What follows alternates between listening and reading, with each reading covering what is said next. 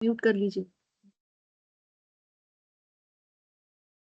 चलिए शुरू करते हैं अब हम।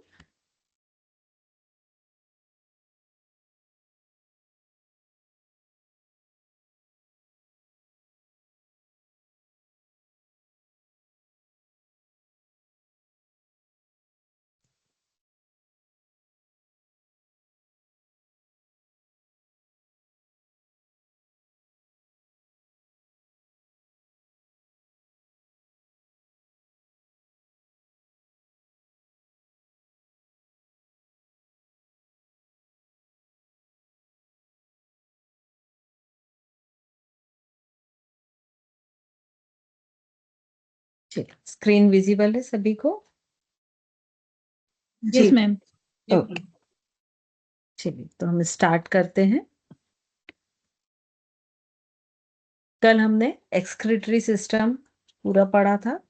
उसके अंतर्गत urinary system, renal system, excretory organs, ये सारी चीजें हमने स्टडी की थी। अब इसी का जो ऑल्टरनेट या इसी का जो पूरक सिस्टम है वो है रिप्रोडक्टिव सिस्टम। तो आज हम रिप्रोडक्टिव सिस्टम को पढ़ेंगे। और रिप्रोडक्टिव सिस्टम क्यों जरूरी है?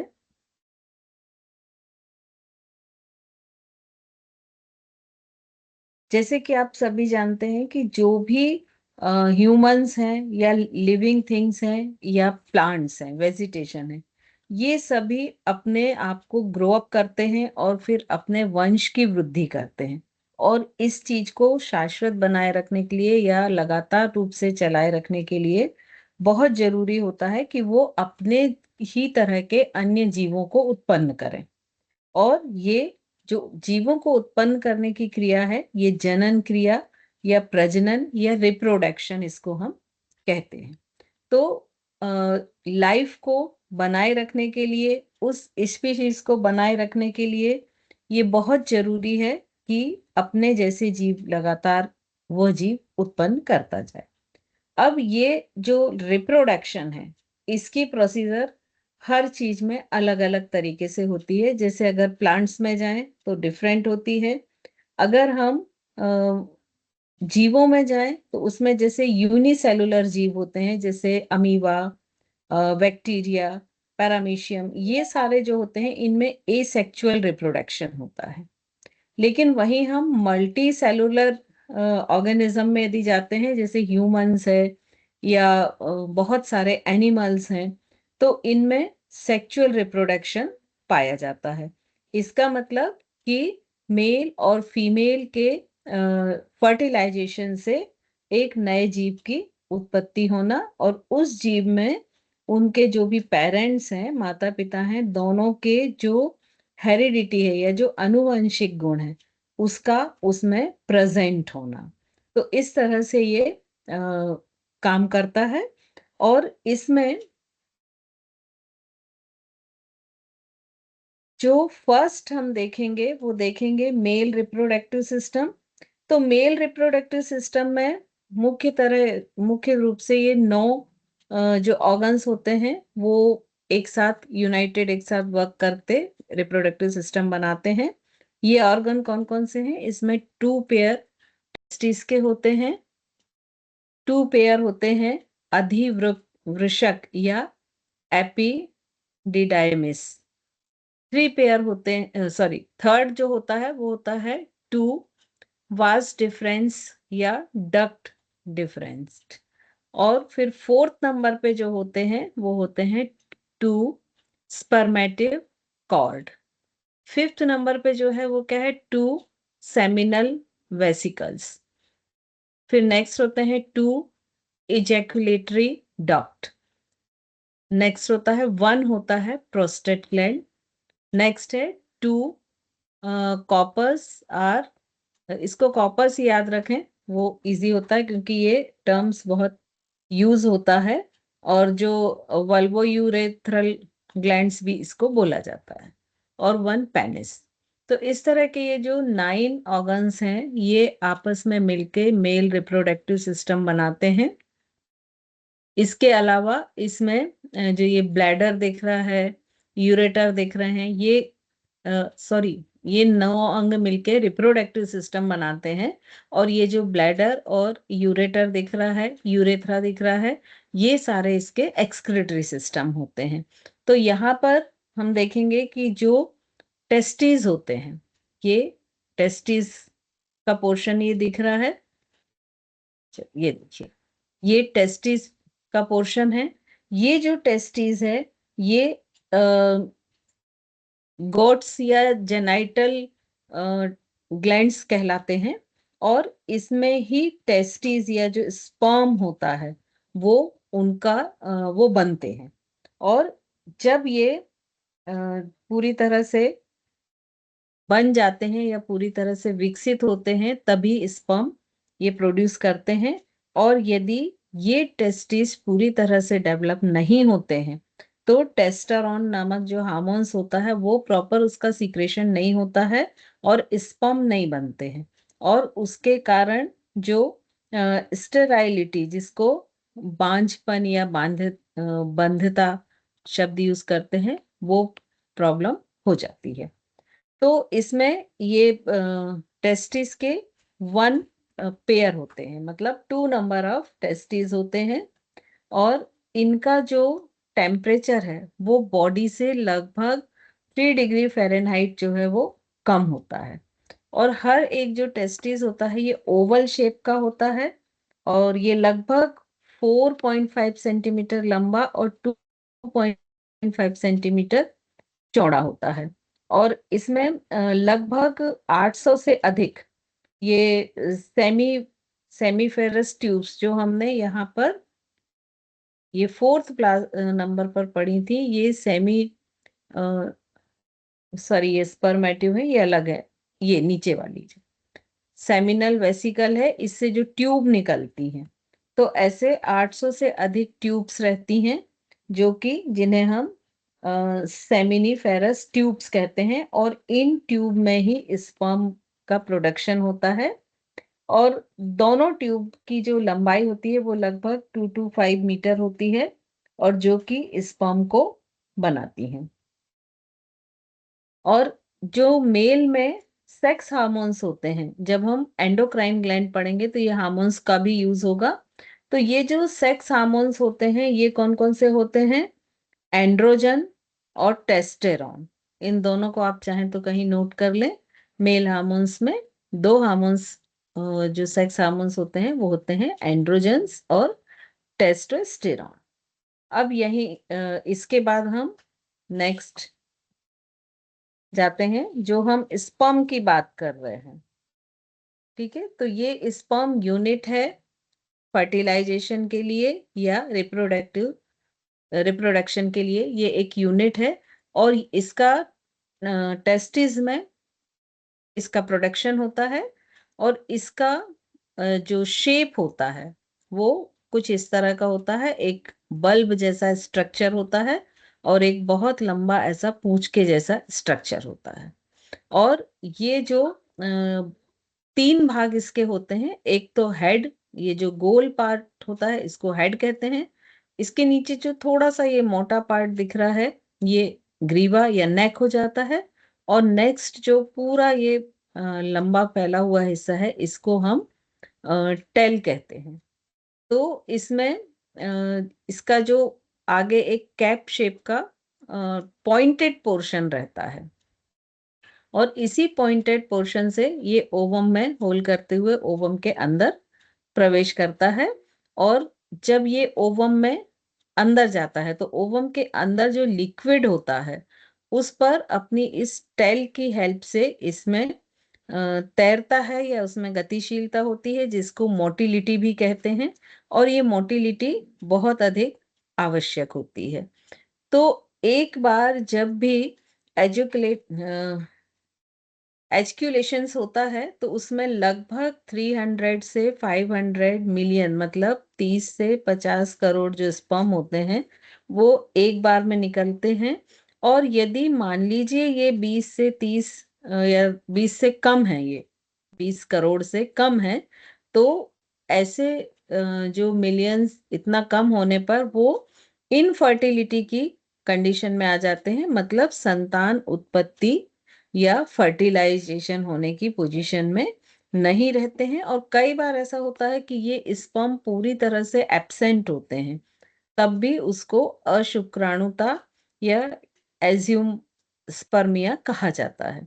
तो इस तरह से जो रिप्रोडक्शन है या प्रजनन है, उसमें सबसे पहला कदम जो होता है वो स्पर्म का होता है, और इसी स्पर्म और ओवम के फर्टिलाइजेशन से जो फर्टिलाइजेशन होता है, और जिससे पूरी बेबी का शरीर जो है वो क्रिएट होता है, इसके बार बार मल्टीपल डिवीजन से। अब इसी तरह हम देखते हैं, ये मेल अभी हमने देखा, अब हम देख रहे हैं फीमेल। तो जो ये फीमेल रिप्रोडक्टिव पार्ट है, तो इसमें मेनली 4 ऑर्गन्स जो हैं वो काम करते हैं। एक तो होते हैं ओवरीज। तो ओवरीज एक पेयर होता है, ये आपको एक ये इसका टीएस दिख रहा, एलएस दिख रहा है, और एक ये कंप्लीट ओवरी। तो ये ऐसे एक छोटी सी बॉल शेप की ये 2 ओवरीज होती हैं। फिर इसके बाद में यूटेराइन ट्यूब। यूटेराइन जो ट्यूब होती है, ये दोनों ओवरीज से जो निकलती हैं, ये यूटेराइन ट्यूब्स होती हैं। ये आपको जो दिख रही हैं पूरी, जो आके यूटेरस में मिल रही हैं। ठीक है। तो ये एक पेयर यूटेराइन ट्यूब, या इनको फेलोपियन ट्यूब भी कहा जाता है, दोनों चीजें सेम है। तो ओवरी में ओवम बनते हैं बहुत सारे, और ये जो ओवम बनते हैं ये फेलोपियन ट्यूब्स के थ्रू यूटेरस में आते हैं, और यूटेरस का जो ओपनिंग है वो वेजाइना के थ्रू बाहर होता है। तो इस तरह से इसके 4 ऑर्गन्स इसमें होते हैं: ओवरीज, फेलोपियन ट्यूब, यूटेरस और वेजाइना। तो ये 4 ऑर्गन्स मिलके पूरा फीमेल रिप्रोडक्टिव सिस्टम बनाते हैं। अब इसमें जो ओवरीज होती हैं, तो ये भी गोनेट्स हैं या जेनाइटल ग्लैंड्स हैं। तो जैसे मेल में टेस्टिस होती हैं और वो स्पर्म बनाता है, वैसा ही यहाँ पे ओवरीज होती हैं जिससे ओवम बनते हैं। और ये ओवम ओवरी से फैलोपियन ट्यूब के द्वारा यूटेरस तक आते हैं, और यहाँ आकर ये स्टिक हो जाते हैं और वेट करते हैं फर्टिलाइजेशन के लिए स्पर्म का। तो अगर स्पर्म फर्टि आता है, फर्टिलाइजेशन होता है, तो यूटेरस में ही ये फर्टिलाइजेशन होने के बाद वो एम्ब्रियो मल्टीपल होता जाता है, और बहुत सारे सेल्स में डिवाइड होते होते होते, और वो एक बेबी को पूरा फॉर्म करता है। और यदि इन केस मान लीजिए उसे स्पर्म नहीं मिलता है, तब क्या होता है कि एक समय के बाद वो जो ओवम होता है, जो यहाँ पर यूटेरस में प्रेजेंट है, ये डिस्ट्रॉय हो जाता है, और उसका पूरा जो वेस्ट होता है वो वेजाइना के थ्रू बॉडी के बाहर हो जाता है, जिसको हम मेंस्ट्रुएशन पीरियड्स कहते हैं। हम मेंस्ट्रुएशन साइकिल या पीरियड्स कहते हैं। तो इस तरह से ये एक साइकिल चलता रहता है। तो इस तरह से ये ओवम है जो कि ओवरी में बनता है। और इसमें क्या क्या होता है, एक तो इसकी अपर लेयर होती है जिसको कोरोना रेडिएटा कहा जाता है। बीचों बीच न्यूक्लियस होता है, और साइटोप्लाज्म, ये साइटोप्लाज्म लिक्विड होता है जो ओवम के अंदर रहता है।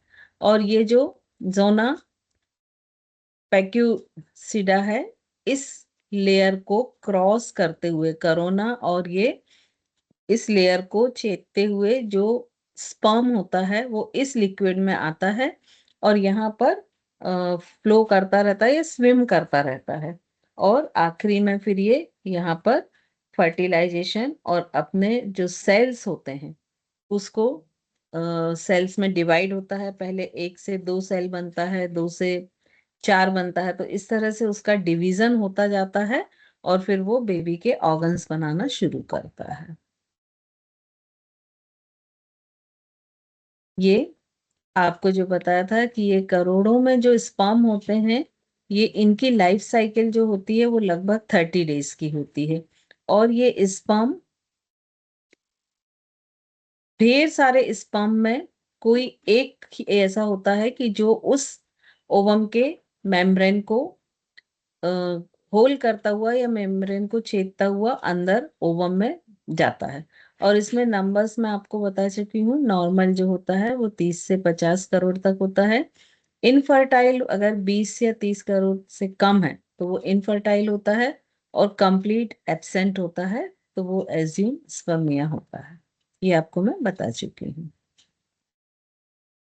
ये थोड़ा सा और डिटेल में फीमेल रिप्रोडक्टिव सिस्टम दिया है। ओवरीज हैं ये दोनों, इन ओवरीज से ओवम बने, और ये पूरा ये जो फैलोपियन ट्यूब है यहाँ से होते हुए ये यूटेरस में आते हैं। यूटेरस का जो नेक पोर्शन होता है जहां से यूटेरस बंद होता है और खुलता है उसको सर्विक्स कहते हैं, और उसके आगे के पार्ट को वेजाइन। और ये जो एंडोमेट्रियम होता है ये सबसे इंटरनल लेयर होती है यूटेरस की, जहां पर ये ओवम स्टिक हो जाता है, चिपक जाता है। तो इस तरह से ये चार भाग मिलकर फीमेल रिप्रोडक्टिव सिस्टम को बनाते हैं। फर्टिलाइजेशन में ये एक ओवम है जिसके चारों ओर ढेर सारे स्पर्म होते हैं, और उसमें से कोई एक स्पर्म इस मेम्ब्रेन को ब्रेक करके ओवम के अंदर जाता है। जब वो ओवम के अंदर जाता है, सॉरी इसमें शायद फर्टिलाइजेशन का दिया नहीं,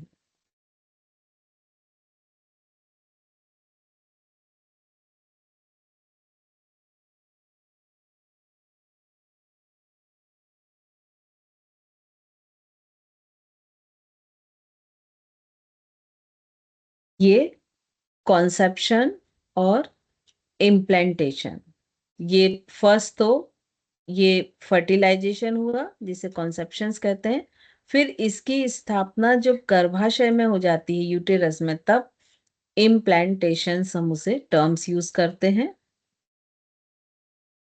और जब ये फर्टिलाइज हो जाता है तो सबसे पहले फर्टिलाइज होने के बाद एक सेल होता है, फिर इस तरह से दो में डिवाइड होता है, तो इसको हम जाइगोट कहते हैं। फिर फोर में होता है, फिर इसके बाद फोर से मल्टीपल होता जाता है, और धीरे धीरे ये एम्ब्रियो में कन्वर्ट हो जाता है। और लगभग ये 2 मंथ तक का जो बेबी है, 8 वीक या 2 मंथ तक का एम्ब्रियो कहलाते हैं, और उसके बाद उसे फीटस या फीटल शब्द से यूज किया जाता है। और ये इस तरह से ग्रो करता जाता है, सिंगल सेल से डिवाइड होते होते होते ये मल्टीपल सेल्स में आता है, फिर उसके बाद में ये ऑर्गन्स बनाने शुरू करता है, और धीरे धीरे लगभग 38 वीक में एक कंप्लीट बेबी के बॉडी का जो है वो प्रोडक्शन हो जाता है, और वो फिजिकल बर्थ की पोजीशन में लगभग 38 वीक्स में आ जाता है।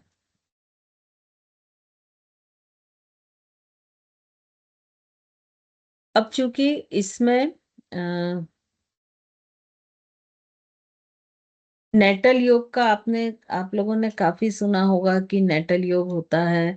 और नेटल योग मतलब गर्भ संस्कार जिसको हम साधारण भाषा में बोलते हैं।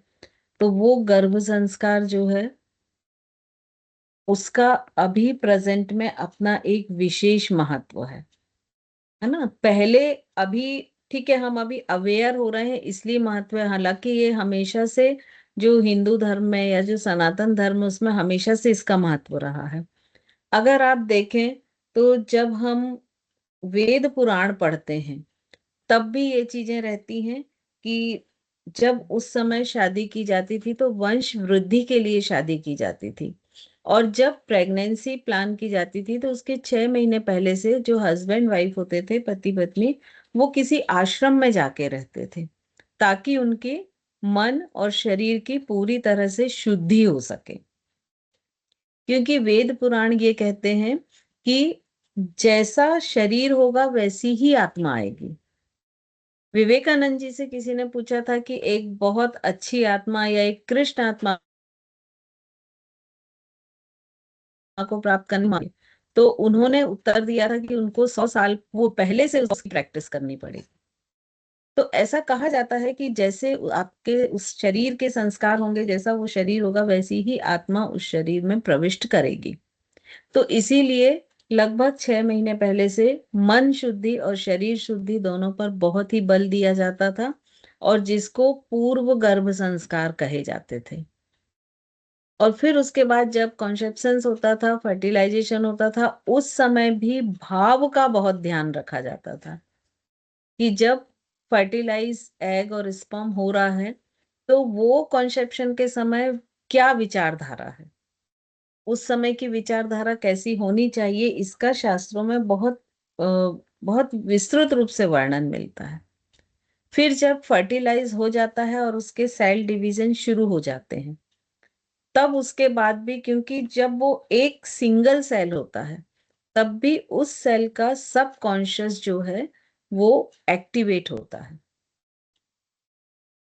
ठीक है, कॉन्शियस माइंड कब एक्टिवेट होता है? जब उसका आफ्टर 9 मंथ फिजिकल बर्थ हो जाता है, और उस बर्थ के बाद भी जब वो 2 3 4 महीने बाद जब वो किसी साउंड के लिए अपने रिएक्शंस देने लगता है, या जिसे आप हाथ उसके ऊपर से या कोई बहुत कलरफुल टॉय उसके ऊपर से ले जाएं और वो अपने आईबॉल को उसके साथ मूव करे, तब उसके कॉन्शियस माइंड को का एक्टिवेट होना माना जाता है। तो हमारे जैन धर्म में भी कहा जाता है कि यदि आपको किसी बच्चे को संस्कारित करना है, या एक बहुत अच्छा, माँ ऐसा चाहती है कि मेरा बच्चा बहुत अच्छा हो, बहुत संस्कारित हो, उच्च विचार वाला हो, तो उसके पास कुल 15 महीने होते हैं उसको बनाने के लिए। 9 महीने उसकी प्रेगनेंसी के, और 6 मंथ आफ्टर बर्थ। 15 महीने के बाद, ये जो 15 महीने हैं जिसको अक्सर माए किस वे में निकाल देती है कि अभी तो कुछ उसका अस्तित्व ही नहीं है। 6 महीने तक के, मंथ तक के बच्चे को भी आप देखिए, हम बाजू में लिटा लेते हैं और हर तरह की बातें करते हैं। मतलब हम ये उसके एग्जिस्टेंस को हम वहां मानते ही नहीं है।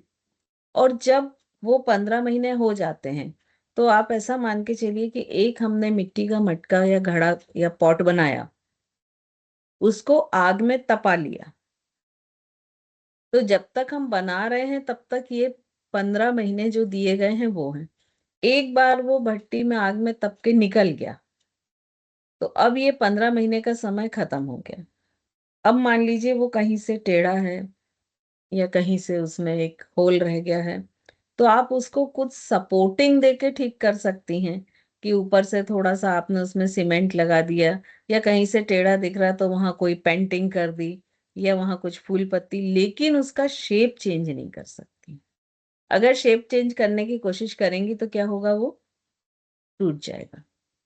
तो चूंकि आप लोग भी आप लोग के बच्चे बड़े होंगे, आप लोग के आसपास रिलेशन में भी बहुत सारे ऐसे होंगे, यंग कपल होंगे कि जो अभी प्लान कर रहे होंगे, तो उनको अवेयर कर सकते हैं, भले ही आपका वो टाइम ड्यूरेशन निकल गया है। तो जो नेटल योग है, ये अभी के इसमें एक बहुत बड़ा साइंस है। और आप अभी के इसमें हम चूंकि जाग गए हैं इसलिए, नहीं तो ये था तो वेद पुराण के समय से। मतलब भागवत पुराण यदि आप कभी पढ़ेंगे तो उसके शायद सेकंड चैप्टर में है, जो पर वीक का जो उसका शेप होता है फीटल का, वो फीटस के शेप का पूरे तरह से वर्णन किया गया है, जबकि उस समय ना सोनोग्राफी थी ना कुछ भी थी। और उसके बाद भी उसके एक एक शेप का वर्णन किया है, और यहाँ तक वर्णन किया है कि किस वीक में कौन सा ऑर्गन बन रहा है। ठीक है, तो ये सारी चीजें हमारी बहुत प्राचीन काल से चली आ रही हैं, लेकिन हम उसके लिए अवेयर नहीं हैं। तो ये चीजें आप लोगों को, अब जो आपके आसपास की जनरेशन है, नई जनरेशन है, उनको आप अवेयर कर सकते हैं। और इसके लिए आजकल एक जो टर्म्स बहुत यूज होता है, हालांकि मैं उसको कभी प्रमोट नहीं करती हूँ, लेकिन शायद उससे आप परिचित होंगे, डिजायर बेबी। है ना, कि अपने आप जिस तरह का बेबी चाहते हैं उस तरह के बेबी को जन्म देना। और वो पूरा नेटल योग पर ही डिपेंड करता है। तो उसमें भी, नेटल योग में भी क्या होता है, प्री नेटल, फिर उसके बाद में एंटी नेटल, फिर पेरी नेटल, फिर पोस्ट नेटल, तो उसके बहुत सारे स्टेज होते हैं। तो अभी प्रेजेंट में जो गर्भ संस्कार का एक रूप आया ना, कि एक दिन ऑनलाइन बैठ गए, कुछ मंत्र पढ़ लिए और कुछ रिचुअल्स कर लिए, एक्चुअल वो गर्भ संस्कार नहीं है। है ना, ये सिर्फ एक बोलते ना कि हम अपने आप को सेटिस्फाई कर लेते कि हमने किया था। गर्भ संस्कार वो है जो आपके बेबी प्लान करने के 6 मंथ पहले से शुरू होता है और बेबी के डिलीवर होने के 6 मंथ बाद तक चलता है। मतलब 1 साल 9 महीने तक ये पूरा प्लान चलता है। और इसमें अभी प्रेजेंट में जो एक्सपेरिमेंट हुए हैं उसमें बेबी के डीएनए लेवल तक काम किया जाता है और ये प्रूफ हो चुका है कि अगर जो हेरिडिटी डिजीजेस होती हैं जो होने के चांसेस 80% होते हैं, जैसे हम बोलते हैं ना कि अगर डायबिटीज है तो वो तो और सबको होगी, पेरेंट्स को डायबिटीज है या कुछ, तो ये जो हेरिडिटी डिजीज होती हैं इनके होने के चांसेस 50% तक कम किए जा सकते हैं ड्यूरिंग नेटल योग या गर्भ संस्कार। ठीक है, तो उसमें कुछ ऐसे मेडिटेशंस स्पेशल डिजाइन किए जाते हैं, कस्टमाइज किए जाते हैं कि जो बेबी है उसके पेरेंट्स को क्या क्या प्रॉब्लम है, उनके ग्रैंड पेरेंट्स को क्या क्या प्रॉब्लम है, तो उसके पहले की जनरेशन का तो हमको मालूम भी नहीं रहता मोस्टली, तो ये 2 जनरेशन के सारी चीजें नोट करके और फिर उसको कैसे हम सॉर्ट आउट कर सकते हैं, उसको कैसे निकाल सकते हैं, उस पे काम करके बेबी के डीएनए लेवल तक काम किया जाता है। और उनमें जो हेरिडिटी जो डिजीज होने वाली है उसको लगभग 50% तक कम कर दिया गया है। तो ये इस पर अभी बहुत काम चल रहा है नेटल योग पर, और बहुत अच्छे एक्सपेरिमेंट्स भी इस पे चल रहे हैं। जैसे अगर माँ मान लीजिए अपने पसंद का म्यूजिक सुन रही है तो ऐसे सोनोग्राफीज के बहुत सारे वीडियो आपको नेट वगैरह पे ही मिल जाएंगे, तो वो अंदर बच्चा मुस्कुरा रहा है। इवन कई बार कोई फास्ट म्यूजिक है तो वो बच्चा डांस भी कर रहा है अंदर, उसके मूवमेंट्स भी हो रहे हैं। कई बार माँ ने बहुत तीखा खाया तो वो बहुत गंदा मुंह बना रहा है कि इतना तीखा तीखा मुझे दे दिया। तो इस टाइप के ढेर सारे वीडियो आपको नेट पे मिलेंगे। और चूंकि बच्चे का सबसे फर्स्ट कांटेक्ट माँ से ही होता है तो वो माँ के थ्रू ही सारी चीजें सुनता है, देखता है, सारे टेस्ट लेता है, सारी चीजों के अनुभव लेता है। ठीक है, तो इसमें बहुत छोटी छोटी सी चीजें ऐसी होती हैं, जैसे अभी हर माँ को एक शिकायत होती है कि मेरा बच्चा खाना नहीं खाता है, मेरा बच्चा दूध ही नहीं पीता है। अब अगर उस माँ से हम बोलें कि जब आप प्रेग्नेंट थी और आपके शुरू के 3 मंथ में आपको बहुत नौसिया या काफी चीजें, वॉमिट सेंसेशन, ऐसे कुछ कुछ प्रॉब्लम्स होते थे, तो आपके खाने के प्रति क्या इमोशंस होते थे। अच्छा, उस समय हर लेडीज का एक स्पेसिफिक होता है, किसी को मीठे से बहुत एलर्जी हो जाती है तो किसी को स्वीट्स बहुत अच्छा लगने लगता है, तो ये भी एक डिफरेंट होता है। तो और दूध से तो हर लेडीज को जैसे ही दूध सामने आया कि ये आपको पीना है, बिल्कुल नहीं पी सकते, मुझे उल्टी हो जाएगी। मेरी ख्याल से अब 70% जो लेडीज हैं उनका यही रिएक्शन होता है। तो जब आप ये रिएक्शन बेबी में डाल रही हैं तो कैसे एक्सपेक्ट करती हैं कि वो दूध अच्छे से पिए। तो जब हम ये गर्भ संस्कार लेते हैं तो हम इसमें ये भी सिखाते हैं कि आपको अपने रिएक्शंस कैसे देने हैं। जैसे आपके सामने दूध आया, आपको बिल्कुल अच्छा नहीं लग रहा, आपको बहुत वॉमिटिंग का टेंडेंसी हो रही है, सेंसेशन हो रहा है, नहीं पी सकते, तो उस समय आपका रिएक्शन ये नहीं होना चाहिए कि नहीं नहीं दूर कर, अभी उल्टी हो जाएगी, मैं नहीं पी सकती बिल्कुल। उसकी जगह ये होना चाहिए कि वाह, ये तो बहुत ही, इसमें कैल्शियम होता है, प्रोटीन्स होते हैं, रख दो, मैं थोड़ी देर में पी लेती हूँ। मना आपने दोनों फॉर्म में किया है, लेकिन वो तरीका क्या है। तो ये बहुत सारी, ये तो एक एग्जाम्पल दिया, ऐसे बहुत सारी मल्टीपल चीजें होती हैं जो हम ट्रेंड करते हैं माँ को, कि आपकी थिंकिंग कैसी होनी चाहिए, आपका सोचने का वे कैसा होना चाहिए, किसी चीज के लिए रिस्पॉन्स कैसा होना चाहिए। तो वो सारी चीजों की ट्रेनिंग हम उनको देते हैं। क्योंकि प्रॉब्लम क्या होती है कि हमारे सराउंडिंग जो लोग होते हैं या जो भी एटमॉस्फेयर होता है वो चेंज नहीं होता है। कि अगर कोई लेडी माँ बन रही है तो ऐसा नहीं होता कि उसके सराउंडिंग सब कुछ चेंज हो जाए, वो तो वैसे ही रहेंगे। अगर चैलेंजेस हैं तो वो भी वैसे ही रहेंगे, चाहे वो रिलेशन में हो या फाइनेंशियल हो या कुछ सर्कमटेंस ऐसे हो। तो उनसे हटके उसको कैसे पॉजिटिव होना है ये हम सिखाते हैं उसमें। तो चूंकि ये मैंने इसलिए थोड़ा सा आप लोगों को बताया कि जिससे आपको मालूम हो कि एक नेटल योग में भी आप लोग एक बहुत अच्छा कैरियर डेवलप कर सकते हैं। क्योंकि अभी मिडिल क्लास में तो थोड़ी सी अवेयरनेस नहीं आई है, लेकिन जो हायर सेगमेंट है उसमें तो लगभग हर हर व्यक्ति नेटल योग पे जाता ही है, क्योंकि वो चाहता है कि मेरा बेबी बेस्ट हो। फिर कई बार ऐसा भी होता है कि जैसे सपोज कोई बहुत अच्छा म्यूजिशियन है, तो वो चाहता है कि मेरा बेबी जो है वो म्यूजिक की फील्ड में ही आगे बढ़े। कई बार ऐसा भी देखा गया है कि पेरेंट्स को किसी चीज की हॉबी होती है, मदर या फादर को, लेकिन वो पूरी नहीं कर पाते हैं, अपनी रिस्पॉन्सिबिलिटी है उसके कारण, तो फिर वो चाहते हैं कि उसके बच्चे उस फील्ड में जाए। तो उसमें वो चीजें कैसे जनरेट करना बेबी में, तो वो भी उन्हीं 9 मंथ्स में पॉसिबल होता है। तो ये भी आप लोगों के लिए एक बहुत अच्छी फील्ड हो सकती है, और इसमें भी बहुत स्कोप है।